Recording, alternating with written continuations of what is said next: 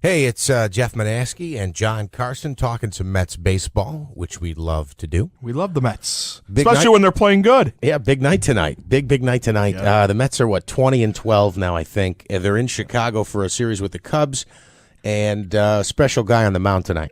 Yeah, Noah Syndergaard gets the call up. He'll be starting in place of an injured Dylan G this evening, making his major league debut for the Mets. Highly touted prospect.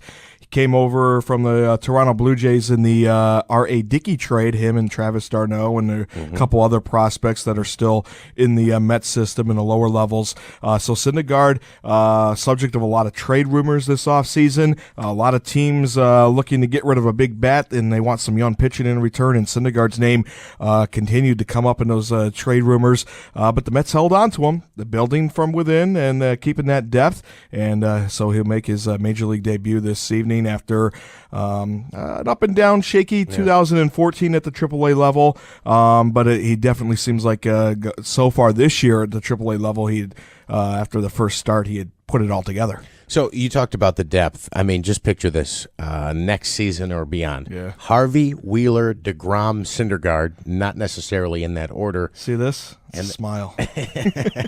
And then your fifth is, even if your fifth is a Nice or a G or somebody, I don't know, that we haven't heard about that much yet, Steven Matz. Steven Matz is a Someone you mentioned to me. possibility. He's, a lot of people are saying that he draws comparisons to a Madison Bumgarner or a Clayton Kershaw, just a big, tall, lanky lefty that has a 12-6 curveball, decent fastball speed, good action both sides of the plate. So he's just fine-tuning himself up, and he's possibly the next guy to be called up as well at some point. Wouldn't expect him in Flushing probably at some point. It'd be nice to later get a this year. lefty in there. Yeah, definitely be nice to get a lefty in there. So I'm excited to watch tonight to see what part of the future holds. I'm even more excited for the future. The Mets opted to hold on to him instead of trading him for a bat. At the moment, we probably could use a bit more offense. Like half the Mets games this season, we've scored 3 runs or less. Yeah, and I was going to say temper your expectations about Syndergaard as well.